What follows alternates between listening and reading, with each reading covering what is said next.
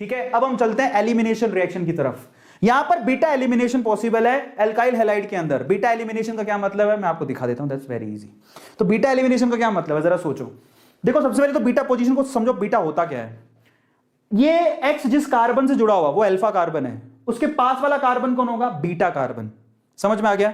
अब क्या होता है, अल्फा से तो एक्स हटेगा तो बीटा से एच हटेगा, और अल्फा बीटा पोजीशन से जब एच एक्स हटता है तो डबल बॉन्ड बनेगा, तो यहां पर डबल बॉन्ड की फॉर्मेशन होती है। इसको बीटा एलिमिनेशन कहते हैं। अब इसको समझना बेहद आसान है, मतलब क्या बताऊं एग्जांपल के तौर पे जरा आप देखो।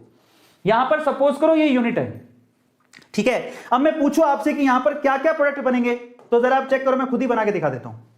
देखो अगर मैं पूछूं कल को मैं यहां से बीटा यहां पे HBr की यूनिट निकालना चाहता हूं, सपोज करो, ठीक है। अब कैसे निकालूंगा मैं, हो सकता है यहां से Br निकाल दूं, यहां से H निकाल दूं, और मैं क्या प्रोडक्ट बना दूं जरा आप चेक करो। अगर मैं ये हटाता हूं तो मैं इधर लिख देता हूं, मैं ये प्रोडक्ट बना सकता हूं CH3, उसके बाद CH2, उसके बाद CH2, ठीक है, CH3 CH2 CH2, उसके बाद CH डबल बॉन्ड CH2, यहां पर CH डबल बॉन्ड CH2। पर यहां पर जो प्रोडक्ट बना है, ठीक है, यहां पर आपके पास टर्मिनल एल्कीन बनी है जो कि इतनी ज्यादा स्टेबल नहीं होती। अगर आप हाइपर कॉन्जुगेशन लगाओगे तो यहां पर हाइपर कॉन्जुगेशन के हिसाब से ज्यादा आपके पास स्टेबिलिटी नहीं है। कभी भी जो टर्मिनल एल्कीन होती है वो इतनी ज्यादा स्टेबल नहीं होती। अब अच्छा दूसरी बात देखो, दूसरा कौन सा प्रोडक्ट बन सकता है, जरूरी थोड़ी मैं ये हटाऊं, मैं इस Br के साथ ये भी तो हटा सकता हूं, ये भी तो उसका पड़ोसी है, ये भी तो बीटा कार्बन है और ये भी बीटा कार्बन है, इसका हाइड्रोजन भी तो हटा सकता हूं। तो अगर इसका हाइड्रोजन हटाऊं और इसका Br हटाऊं तो मेरे पास क्या बनेगा जरा आप चेक करो, CH3 CH2 CH double bond CH, उसके बाद CH3। ये क्या है, ये एल्कीन ज्यादा स्टेबल है, ये टर्मिनल नहीं है, इसके पास अल्फा हाइड्रोजन ज्यादा है।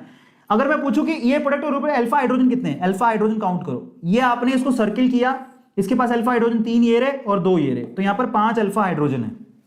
जबकि इसमें अल्फा हाइड्रोजन निकालो कितने, इसको सर्किल करो डबल बॉन्ड वाले कार्बन को, सिर्फ 2 ही अल्फा हाइड्रोजन है, सल्फा हाइड्रोजन 2 है। जितने ज्यादा अल्फा हाइड्रोजन होते हैं वो उतनी ज्यादा स्टेबल होती है, so this is more stable.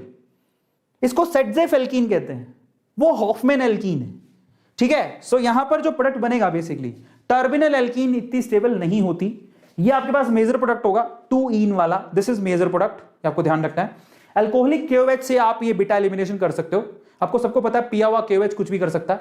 ये माइनर प्रोडक्ट होगा, ठीक है, ये वाला दिस इज माइनर प्रोडक्ट। इस प्रोडक्ट को क्या बोलते हैं, यहां पर ओवरऑल याद रखना मोर सब्स्टिट्यूशंस है, यहां पर हाइपर कॉन्जुगेशन ज्यादा है, स्टेबिलिटी यहां पर ज्यादा है, वहां पर स्टेबिलिटी कम है। और इसको बोलते क्या है, ये है सेटजेफ रूल। सेटजेफ रूल यही कहता है कि जहां पर हाइपर कॉन्जुगेशन से ज्यादा स्टेबिलिटी है, जहां पर अल्फा हाइड्रोजन ज्यादा है वो ज्यादा स्टेबल है एल्कीन, और अधिकतर ऐसा होता है, वही प्रोडक्ट ज्यादा बनता है।